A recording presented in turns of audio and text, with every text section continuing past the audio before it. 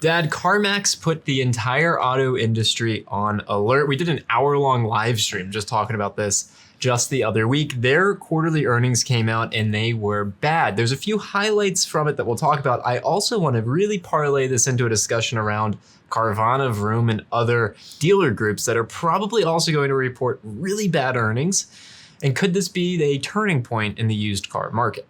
I think it's a precursor of things to come. I think their report indicates to me that others, especially in the digital marketplace, Carvana and Vroom. Vroom, Shift, and maybe some of the others who have continually overpaid for their pre-owned inventory.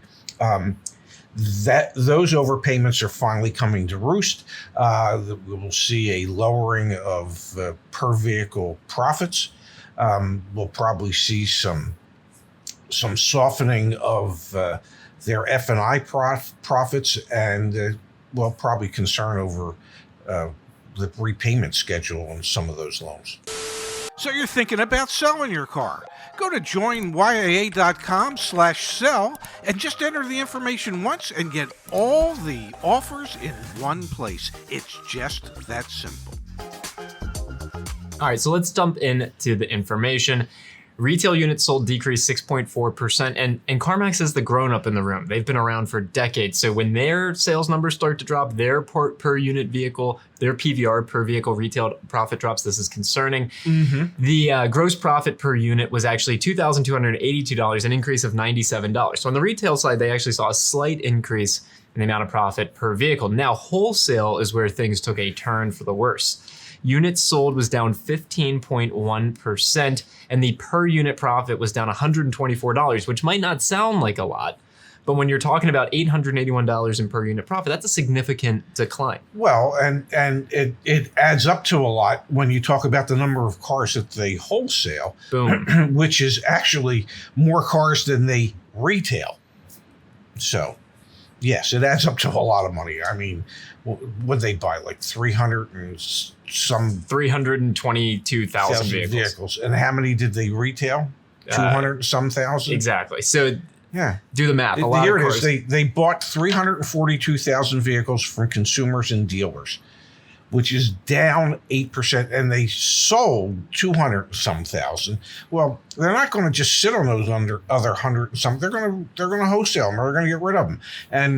And so if your profit per vehicle wholesale is down $125 a car, and you're talking about 100,000 cars, that adds up to a lot of money. Okay, and the reality is that CarMax is one of the most pragmatic, hey, we're gonna buy cars from consumers and other dealers, companies out there. The highest offers we've seen for a long time have been coming from Carvana, Vroom, and some regional players. Like I'm thinking Echo Park in some areas as well. So if CarMax is experiencing a $125 decrease in profit on the wholesale side times 100,000 vehicles, our expectation when Carvana has their earnings at the beginning of November, Vroom has their earnings at the beginning of November, it's going to look like this, just worse, because they've bought them for even more money, and the magnitudes of scale are still there. Not CarMax volume, but 50,000 vehicles is still a lot.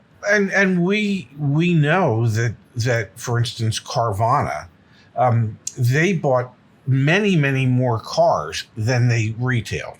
The number of cars that they're buying from consumers because they assume they're going to need them moving forward is substantially more than the numbers that they're retailing. And they have to start reevaluating what it is that they're paying for some of these cars. Vroom is another one that is really reevaluating their whole business model as to what type of cars they want to sell. Perhaps they're more interested in slightly older, less expensive cars, because you can't continually overpay for your inventory and end up being profitable. I mean, Carvana, for instance, has had one profitable quarter in its history. and it's almost a 10-year history. We should mention, and then I want to jump into CarMax Auto Finance, because this is actually probably what should be the headline everywhere, but it's not. We saw Dad Carvana, or Drive Time Automotive Group, Yes. which is owned by Carvana. They had a $350 million bond offering that was backed by their auto loans. Yes. And they actually pulled that back off the market. They're not taking the $350 million in cash for those bonds because the offers, the yields were so poor on them, because we are seeing their customers More deficiencies. more delinquencies. deficiencies. Yep. So Yeah. it's Carvana's got all sorts of troubles. Again, November will be an interesting time to see. If you're shorting Carvana, this is not financial advice. If you're shorting Carvana, I think you're a smart person. CarMax Auto Finance, Dad. Yes. This should have been the lead. CAF income decreased 8.6% to $182.9 million, driven by a $40 million year-over-year swing in the provision for loan losses. So Wow. if you're unfamiliar with this, there's a concept called CECL. It's the amount of money that a financial institution has to set aside for expected credit losses. This is new from like 2018, something like that, 2017. Okay. So each quarter, they're reporting out how much money they've put into CECL, how Yes. much they're setting aside for expected loan losses. 40 million. That sounds like a big number, but how big is it? This quarter's provision was $75.5 million compared to $35.5 million last year. So it's more than double. They more than doubled the amount of money year over year that they're setting aside for loans that they do not think are actually going to come to fruition. Alarm bell. I wish I had one. I mean, truly, right? Yeah. Like this is scary, especially when you pair it with the CFPB data that we've talked about in the past. And then you think, again, CarMax, and you've got to imagine CarMax Auto Finance, the adult in the room. Yes. What the hell do you think's going on at financial institutions like Westlake, Credit Acceptance Corporation, Santander, right? Like it can't be good. And if Carvana has their own finance arm, I don't know if they do or they don't. No, I think they work with like Capital One and Santander and things like that. It just indicates to me that there are many factors in play here, and a lot of those factors are that the cost of everything has gone up so dramatically that people are making a choice between roof over their head, food, and making their car payment. And there's greater delinquencies on making your car payment because, well, let's face it, a roof over your head and food tend to be a tad bit more important than the car. And that obviously has an impact on the CarMax, Carvana, the whole used car industry. It's less people in the market to buy vehicles. And quite frankly, it's an influx of repossessions. So that's going to be an increase in supply, which will continue to drive down wholesale used car prices and eventually retail as well. All the while, Carvana, Vroom, CarMax, and dealers at large are holding on to overpriced inventory.